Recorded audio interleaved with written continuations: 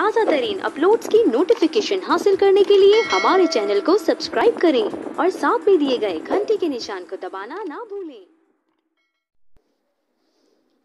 आवाज़ और तस्वीर की दुनिया में SNN न्यूज़ के साथ मैं हूं शाहिद अजीज चिश्ती।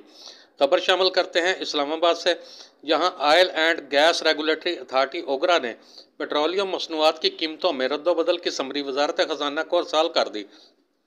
SNN न्यूज़ के ज़राए से मिलने वाली इतलात के मुताबिक 1 अप्रैल से पेट्रोलियम ₹1.5 फी लीटर तक सस्ता होने का इम्कान है, जबकि डीजल की कीमतों में ₹2.5 फी लीटर तक कमी हो सकती है।